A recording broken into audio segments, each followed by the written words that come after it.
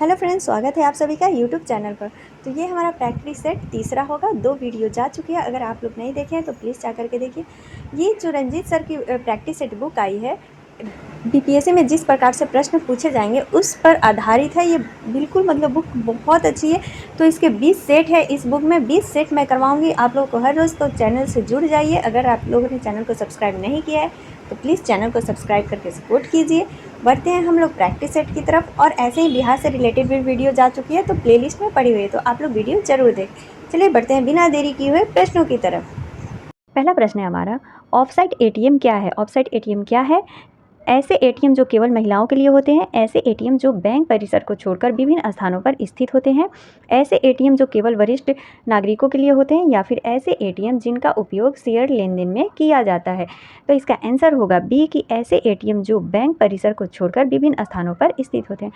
Next प्रश्न है हमारा, बीमित पॉलिसी समझौते के तहत कवर की गई घटना को क्या कहा जाता है? बीमित पॉलिसी के समझौते के अंतर्गत पूछ रहा है। उत्पादन देयता, शुद्ध जोखिम, प्रावधान या फिर आसन कारण। तो उसको कहा जाता है प्रावधान। क्या कहा जाता है? प्रावधान कहा जाता है। नेक्स्ट प्रश्न, नाटो एनएटीओ का मुख्यालय कहाँ स्थित है? तो एनएटीओ का मुख्यालय जो है कहाँ स्थित है? न्यूयॉर्क में, लंदन, ब्रुसेल्स या फिर पेरिस। तो वो स्थित है ब्रुसेल्स में। इसका आंसर हो गया सी। अगला प्रश्न है हमारा, भारतीय संविधान की 8वीं अनुसूची में कितनी भाषाओं का उल्लेख किया गया है? भारतीय संविधान की 8वीं अनुसूची में कितनी भाषाओं का उल्लेख किया गया है?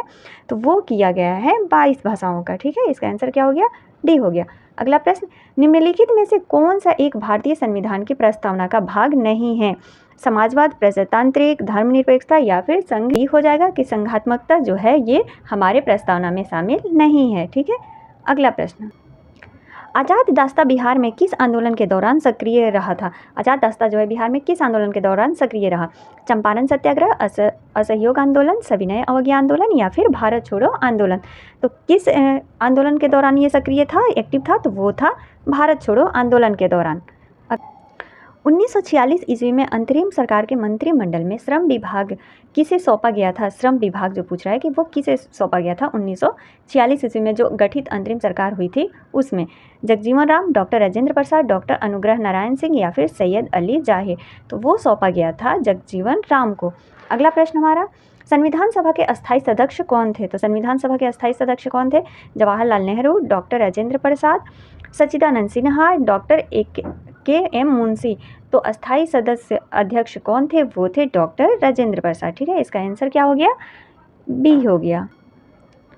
राष्ट्रपति की अनुपस्थिति में उसके समस्त कार्य किसके द्वारा किए जाते हैं? यहाँ पूछ रहा है कि जब राष्ट्रपति की अनुपस्थिति रहती है, जब नहीं रहते हैं, तो उनका समस्त कार्य किसके द्वारा किया जाता है? किसके द्वारा? उपराष्ट्रपति, राज्यपाल, प्रधानमंत्री या फिर भारत का मुख्य न्यायाधीश। तो वो किया जाता है उपराष्ट्रपति के द्वारा। अगला प्रश्न, निम्नलिखित में से किस नाभिकीय संधि का भारत सदस्य है? कौन सा वो नाभिकीय संधि है जिसका भारत सदस्य है? एनपीटी, पीटीबीटी, सीटीबीटी या फिर उपयुक्त में से कोई नहीं। तो किसका सदस्य है भारत? वो है पीटीबीटी का। पीटीबीटी का सदस्य है।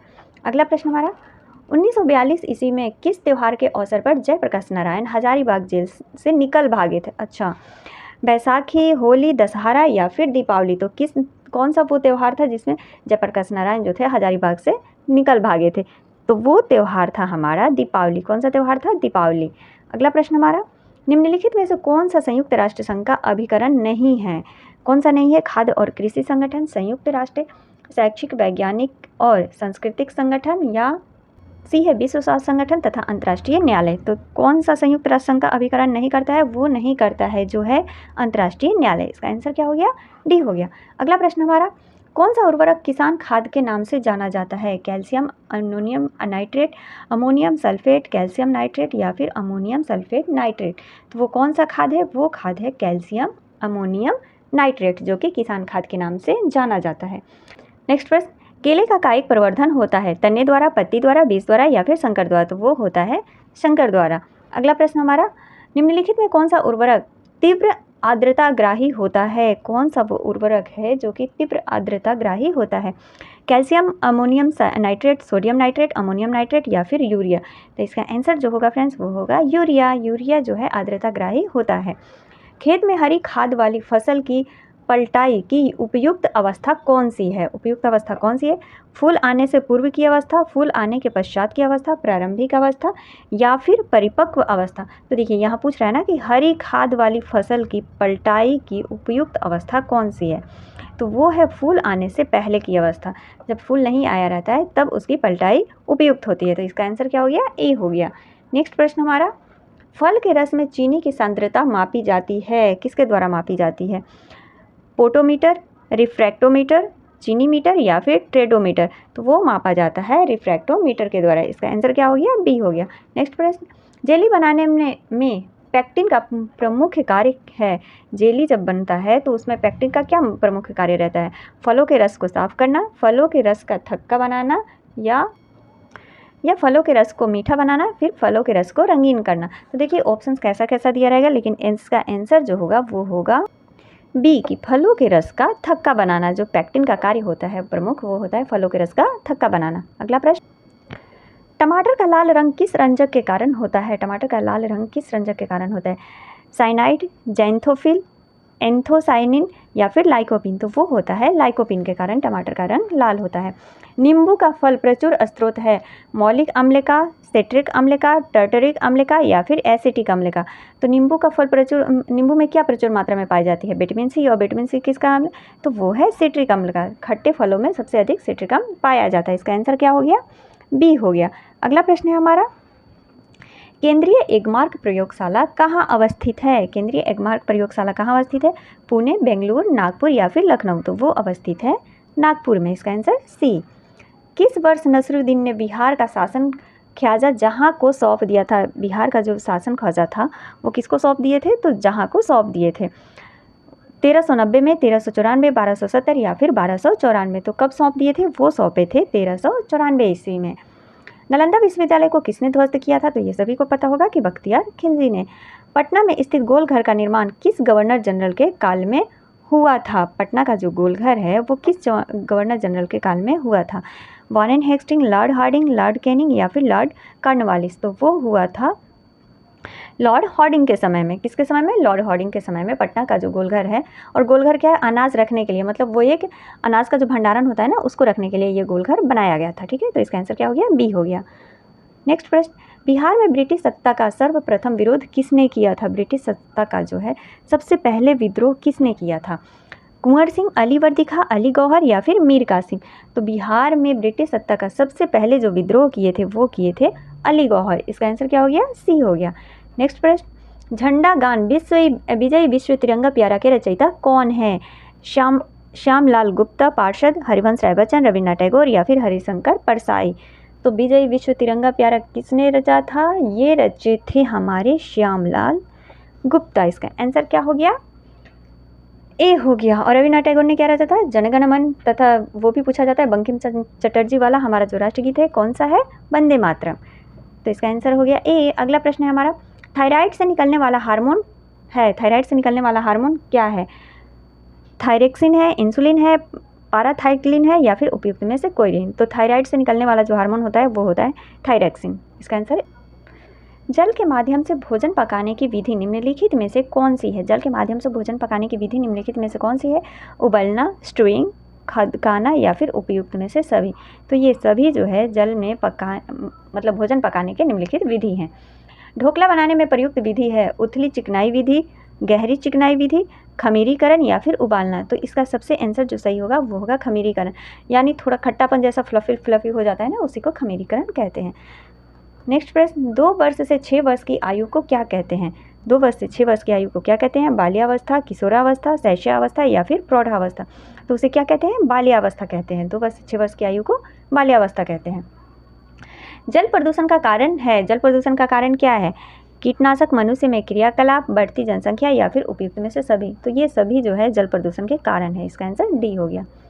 शारीरिक शिक्षा का उद्देश्य है मनोवैज्ञानिक विकास, मानसिक विकास, शारीरिक विकास या फिर उपयुक्त में से सभी। तो शारीरिक शिक्षा का क्या उद्देश्य है? सभी होगा। इसका आंसर डी हो गया। बैडमिंटन से संबंधित खिलाड़ी हैं सानिया मिर्जा, दीपा कर्मकार, पीवी सिंधु, द्युति चंद। बैडमिंटन से पूछ रहा है कि कौन संबंधित खिलाड़ी हैं? तो इसका आंसर जो होगा वो होगा पीवी सिंधु, क्योंकि सानिया मिर्जा जो है वो टेनिस के खिलाड़ी हैं। तो बैडमिंटन की कौन सी है? पीवी सिंधु है। नेक्स्ट प्रश्न, दालों में सबसे ज़्यादा क्या पकाया जाता है? विटामिन, वसा, प्रोटीन या फिर खनिज? तो दालों में सबसे ज़्यादा जो पकाया जाता है वो पकाया जाता है प्रोटीन। आंसर सी हो गया। एल से डी के सेवन से होता है किडनी का रोग, यकृत का रोग, कैंसर या फिर मानसिक विभ्रमण? तो LSD के सेवन से क्या होता है? LSD के सेवन से जो होता है वो होता है मानसिक विभ्रमण। LSD क्या होता है? LSD को अमीरों का नशा भी कहते हैं, ठीक है। तो इसका आंसर हो गया डी, मानसिक विभ्रमण। व्यायाम के लाभ हैं भूख लगना, फुर्तीलापन, रक्त प्रवाह में वृद्धि, उपयुक्त में सभी। तो ये सभी होगा। देखिए फ्रेंड्स, जहाँ पर उपयुक्त में सभी आ रहा है अधिकतर देखा जाता है कि वो चौथा ऑप्शन से सही रहता है। तो इसीलिए आप लोग जहाँ पर उपयुक्त सभी लगे तो अधिकतर वहीं सही होता है, तो आंसर वहीं टिक आउट कर दीजिएगा। और ये जो 20 सेट है रंजीत सर की बुक की प्रैक्टिस सेट की, बिल्कुल नए पैटर्न पर आधारित हो, तो ये 20 के 20 में प्रैक्टिस सेट करवाऊंगी। तो आप लोग चैनल से जुड़ने के लिए चैनल को सब्सक्राइब कर लीजिएगा। अगर कुछ प्रॉब्लम हो तो प्लीज़ कमेंट्स ज़रूर कीजिएगा। आगे बढ़ते हैं। डॉक्टर राजेंद्र प्रसाद को संविधान सभा का सभापति कब चुना गया था? सितंबर 1946 ईस्वी में, अक्टूबर 1946, नवंबर 1946 या फिर दिसंबर 1946 में? तो डॉक्टर राजेंद्र प्रसाद को कब चुना गया था? वो चुना गया था दिसंबर 1946 ईस्वी में। नेक्स्ट प्रश्न हमारा, भारतीय प्रशासन में विभाजन प्रणाली किससे संबंधित है? भारतीय प्रशासन में जो विभाजन प्रणाली है वो किससे संबंधित है? लेखा परीक्षण लेखा से, केंद्र राज्य नीति कार्यान्वयन या फिर अखिल भारतीय सेवाएं या केंद्रीय सेवाएं से? तो वो संबंधित है नीति या कार्यान्वयन से, ठीक है। 40 प्रश्न हमारा, बिहार में कृषि और ग्रामीण विकास के लिए किस प्रकार के बैंक स्थापित करने का प्रस्ताव है? कृषि विज्ञान बैंक, कृषि यंत्र बैंक, कृषि विकास बैंक या फिर कृषि उत्थान बैंक? तो किस प्रकार का? तो वो कृषि यंत्र बैंक स्थापित करने का प्रस्ताव है। इसका आंसर क्या हो गया? बी हो गया। इनमें से कौन 15वें वित्त आयोग का सदस्य नहीं है? पूछ रहा है कि नहीं है 15वें वित्त आयोग का सदस्य। अशोक कुमार, सुदीप्तो मुडले, रमेश चंद्र लहड़ी, अजय नारायण झा। तो सुदीप्तो मुडले जो है वो 15वें वित्त आयोग के सदस्य नहीं है। नेक्स्ट प्रश्न, आर्थिक विकास का सबसे अच्छा सूचकांक किसके द्वारा प्रदान किया जाता है? मौजूदा कीमतों पर राष्ट्रीय आय में वृद्धि, प्रति वर्ष व्यक्ति वास्तविक आय में वृद्धि के लिए, बचत अनुपात में वृद्धि या फिर भुगतान शेष की स्थिति में सुधार के लिए? तो किसके लिए किया जाता है? वो किया जाता है प्रति वर्ष व्यक्ति वास्तविक आय में वृद्धि के लिए प्रदान किया जाता है यह सूचकांक। ये क्वेश्चन थोड़ा गलत था, सही देखते हैं कि भारतीय कला में बुद्ध के जीवन की किस घटना का चित्रण मृग सहित चक्र द्वारा दिखाया गया है? ठीक है, तो किसके द्वारा दिखाया गया? वो दिखाया गया है प्रथम उपदेश में, ठीक है। इसका आंसर क्या हो गया? बी हो गया। अगला प्रश्न हमारा, गौतम बुद्ध का जन्म लुम्बिनी में हुआ था, इसकी पुष्टि किसके अभिलेख से होती है?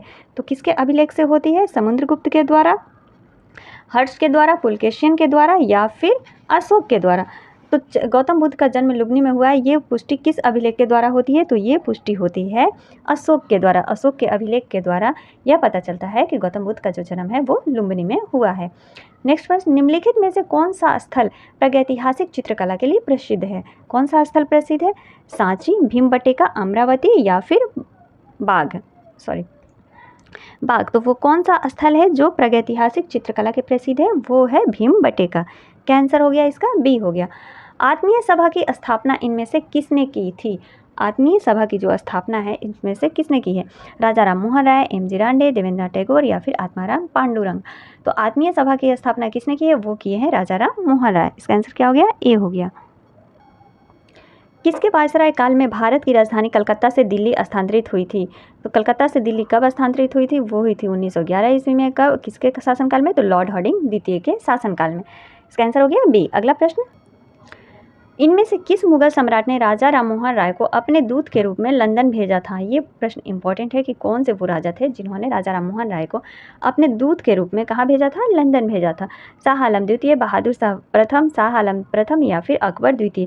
तो वो भेजे थे अकबर द्वितीय। इसका आंसर क्या हो गया? डी हो गया।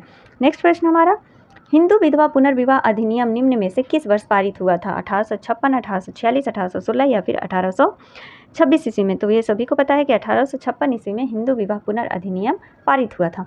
ईस्ट इंडिया कंपनी की स्थापना के समय भारत का शासक कौन था? ईस्ट इंडिया कंपनी की स्थापना के समय भारत का शासक कौन था? जहांगीर, शेरशाह, अकबर या फिर औरंगजेब? तो कौन था? वो था अकबर। शेख निजामुद्दीन औलिया इनमें से किस सूफी संत के शिष्य थे? बाबा फरीदुद्दीन गंज ए शंकर, कुतुबुद्दीन बख्तियार काकी, मखदूम यहाँ मनेरी या फिर अब्दुल कादिर गिलानी? तो शेख निज़ामुद्दीन औलिया इनमें से किस सूफी संत के क्या थे? शिष्य थे। तो किसके थे? वो थे बाबा फरुद्दीन गंज ए शंकर के। किसके? बाबा फरुद्दीन गंज शंकर, याद रखिए। इन बादशाहों में से कलंदर के नाम से कौन विख्यात है? मतलब इनमें से कौन वो बादशाह था जिसे कलंदर के नाम से जाना जाता था? तो सीधे आंसर आ गया बाबर। बाबर को कलंदर के नाम से जाना जाता था। अगला प्रश्न, निम्नलिखित में से किस राज्य में 2011 की जनगणना में जनसंख्या का ह्रास अभिलिखित हुआ है, यानी कमी अभिलिखित? बिहार, मणिपुर, उत्तर प्रदेश या फिर नागालैंड? 2011 की जनगणना के अनुसार पूछ रहा है, तो किसमें? नागालैंड में जो है जनसंख्या की कमी का अभिलिखित हुआ है। इसका आंसर क्या हो गया? डी हो गया। इनमें से कौन राष्ट्रीय विकास परिषद का हिस्सा नहीं है? राष्ट्रीय विकास परिषद का नीति आयोग का सचिव, योजना कार्यक्रम कार्यान्वयन मंत्रालय के सचिव, नीति आयोग के उपाध्यक्ष या फिर भारत के वित्त आयोग के अध्यक्ष? तो कौन राष्ट्रीय विकास परिषद का हिस्सा नहीं है? तो इसका आंसर जो हो जाएगा वो हो जाएगा वे दो ग्रह जिनके उपग्रह नहीं है। कौन वे दो ग्रह हैं जिनके उपग्रह नहीं है? बुध और शुक्र। बुध और शनि, शनि का तो उपग्रह है, बृहस्पति का भी उपग्रह है, पृथ्वी का भी उपग्रह है, शुक्र ग्रह नहीं, शुक्र का नहीं है लेकिन मंगल का उपग्रह है। तो इसका आंसर जो हो जाएगा वो कौन सा होगा? तो देखिए सब में आ गया नेगेटिव, ऐसे मार्केटिंग छाड़ते जाइए और सही आंसर तक हम लोग पहुंच गए। बुध और शुक्र ग्रह जिनका कोई उपग्रह नहीं है। अगला प्रश्न है हमारा, लक्षद्वीप द्वीप समूह डैश में स्थित है? लक्षद्वीप जो द्वीप समूह है वो कहाँ स्थित है? प्रशांत महासागर, अरब महासागर, बंगाल की खाड़ी या फिर हिंद महासागर? तो किस साइड स्थित है? आप ऐसे ऐसे इंडिया का अगर मैप देखेंगे तो लक्ष्य महाद्वीप हमारा किस साइड है? देखते होंगे ना कि किस साइड है, तो इधर है लक्ष्य महाद्वीप यहाँ। तो इधर क्या पड़ता है? अरब सागर पड़ता है। तो इसका आंसर क्या हो गया? अरब सागर। नीचे हिंद महासागर, इधर है बंगाल की खाड़ी। तो आंसर हो गया बी। निम्नलिखित में से किस क्षेत्र को विश्व का फलोद्यान कहा जाता है? किस क्षेत्र को विश्व का फलों का उद्यान कहा जाता है? भूमध्य रेखीय क्षेत्र को, सवाना क्षेत्र, भूमध्य सागरीय क्षेत्र या फिर टुंड्रा क्षेत्र को? तो किसको कहा जाता है? वो कहा जाता है भूमध्य सागरीय क्षेत्र को। फ्रेंड्स, पढ़ते पढ़ते अगर थोड़ी सी जबान इधर उधर हो जाए तो प्लीज़ क्षमा कीजिएगा। निम्नलिखित में से किसे संसार की छत कहा जाता है? सतपुड़ा, पामीर, अरावली या फिर म्यांमार? तो किसको कहा जाता है छत, संसार का छत्र? वो कहा जाता है पामीर के पठार को। ये तो सभी को पता होगा। अगला प्रश्न हमारा, निम्नलिखित में से कौन सा संसार का सबसे बड़ा मरुस्थल है? गोबी, सहारा, कलाहारी या फिर थार मरुस्थल? तो सबसे संसार का सबसे बड़ा मरुस्थल पूछ रहा है, तो वो कौन सा मरुस्थल है? सहारा मरुस्थल। अच्छा, गोबी मरुस्थल विश्व का सबसे ठंडा मरुस्थल है, ठीक है। इसका आंसर जो होगा वो होगा बी, सहारा मरुस्थल। आगे बढ़ते हैं। निम्न को कालक्रम के अनुसार लगाइए तथा नीचे दिए गए कुट से सही उत्तर चुनिए। अच्छा देखिए, दांडी मार्च यात्रा दिया है, जालियांवाला बाग, भारत छोड़ो आंदोलन तथा स्वदेशी आंदोलन। अब इनको किसके अनुसार लगाना है? जैसे सही लाइन में लगाना है कि कब कौन सा हुआ था। तो दांडी मार्च कब हुआ था? 1930 में। जालियांवाला बाग कब हुआ था? तो ये हुआ था 1919 ईस्वी, 13 अप्रैल 1919 में हुआ था ना। भारत छोड़ो आंदोलन कब हुआ था? तो 1901 स्वदेशी आंदोलन 1906 में, और भारत छोड़ो आंदोलन 1942 में। ऐसे हमारा लाइन से लग गया। तो चलिए अब कुट में ढूंढते हैं कि सबसे पहले कौन आएगा। तो सबसे पहले क्या आएगा? सबसे पहले आएगा स्वदेशी आंदोलन 1905 में हुआ था, तो सबसे पहले आ गया फोर्थ। उसके बाद क्या आएगा? 1919 यानी दूसरा जलियांवाला बाग आ गया। उसके बाद पहला आएगा 1930, यानी हमारा ऑप्शन ये सही होगा बी। पहले स्वदेशी आंदोलन, फिर आ गया जलियांवाला बाग 1919 ईस्वी में, फिर 1930 दांडी मार्च यात्रा, और उसके बाद 1942 भारत छोड़ो आंदोलन। तो आंसर क्या हो गया? बी सही हो गया। तो ये भी सब याद रखना होगा कि कब कौन सी घटना घटी है। ईस्वी भी ऐसे कूट करके आंसर क्वेश्चन पूछ सकता है। प्रश्न है, बाल गंगाधर तिलक द्वारा राष्ट्रीयता को बढ़ावा देने हेतु अखबार निकाला जाता था। बाल गंगाधर तिलक के द्वारा कौन सा अखबार निकाला जाता था? युगांतर, देशभक्ति, केसरी या फिर क्रांति? तो कौन सा निकाला गया था बाल गंगाधर तिलक के द्वारा? वो निकाला गया था केसरी, ठीक है। इसका आंसर क्या हो गया? सी हो गया। आधुनिक इतिहासकार जिसने 1857 के विद्रोह को स्वतंत्रता की पहली लड़ाई कहा था, वो कौन थे? तो वो कौन इतिहासकार थे जिन्होंने 1857 की क्रांति को विद्रोह का पहला स्वतंत्रता लड़ाई कहा था? C Majumdar, S N Sen, B D Savarkar या फिर अशोक मेहता? तो वो कौन थे? वो थे B D Savarkar. B D Savarkar जो थे उन्होंने 1857 की क्रांति को स्वतंत्रता की पहली लड़ाई कही थी। अंग्रेजों के विरुद्ध भीलों द्वारा क्रांति प्रारंभ की गई थी। अंग्रेजों के द्वारा भीलों द्वारा क्रांति कब प्रारंभ की गई थी? मध्य प्रदेश एवं महाराष्ट्र में, मध्य प्रदेश बिहार, बिहार एवं बंगाल, बंगाल एवं महाराष्ट्र। तो वो शुरू की गई थी मध्य प्रदेश एवं महाराष्ट्र में। बिहार सरकार को डिजिटल इंडिया अवार्ड 2020 किसके लिए दिया गया? अच्छा, ये इंपॉर्टेंट हो गया जब बिहार से, तो बिहार के लिए डिजिटल इंडिया का अवार्ड 2020 किस लिए दिया गया है? तो इसका आंसर क्या हो जाएगा? पहले ऑप्शन देखिए, बिहार में तकनीकी संस्थाओं की स्थापना के लिए, IT क्रांति का लाने के लिए, ई-प्रशासन की सुविधा प्रदान करने के लिए, या फिर कोविड-19 लॉकडाउन के दौरान बिहार के बाहर फंसे लोगों को सेवाएं प्रदान करने के लिए। तो इसका आंसर हो जाएगा डी कि कोविड-19 के जो आया था लॉकडाउन के दौरान, उस समय बिहार के फंसे जो बाहर लोग थे उनको सेवाएं प्रदान करने के लिए। इसका आंसर क्या हो गया? डी हो गया। किसके द्वारा स्वराज दल की स्थापना की गई थी? किसके द्वारा की गई थी? चित्तरंजन दास, मौलाना आज़ाद, बाल गंगाधर तिलक, या फिर गांधी जी? तो वो किसके द्वारा की गई थी? वो की गई थी चित्तरंजन दास के द्वारा। और कौन थे इसमें? मोतीलाल नेहरू शामिल थे। ठीक है। कब? वर्ष 1907 में बीकाजी कामा जो भारत की आज़ादी का ध्वज फहराने वाली प्रथम महिला थी, कहाँ की थी? न्यूयॉर्क, स्टुटगार्ट, वॉशिंगटन, या फिर कैलिफोर्निया? तो वो कहाँ की थी? वो थी स्टुटगार्ट की। इसका आंसर क्या हो गया? बी हो गया। बिहार में पंचायत निकायों में महिलाओं को 50% आरक्षण किस वर्ष प्रदान किया गया था? 2005, 2006, 2009, या फिर 2014? तो वो प्रदान किया गया था 2006 में। भारतीय राष्ट्रीय कांग्रेस के त्रिपुरी सम्मेलन में वर्ष 1939 में सुभाष चंद्र बोस को कांग्रेस का अध्यक्ष चुना गया था। यह त्रिपुरी कहाँ है? अच्छा, त्रिपुरी कहाँ है? तो त्रिपुरी कहाँ है? जबलपुर। त्रिपुरी कहाँ है? जबलपुर में। इसका आंसर क्या हो गया? सी हो गया। तो फ्रेंड्स, आज के लिए बस इतना ही रखते हैं। मिलते हैं नए वीडियो में, तब तक के लिए। और ये जो 10 या 4 क्वेश्चन बच जा रहा है, जैसे 60 कर रहे हैं, 70 कर रहे हैं, क्योंकि बहुत लंबी वीडियो हो जाएगी, तो इन सभी को हम लोग एक वीडियो में कवर कर लेंगे। 1 2 3 ऐसे करके कवर कर लेंगे। और एक दिन हम लोग मैथ का जो रीजनिंग से रिलेटेड प्रश्न है उसको देखेंगे। ठीक है। तो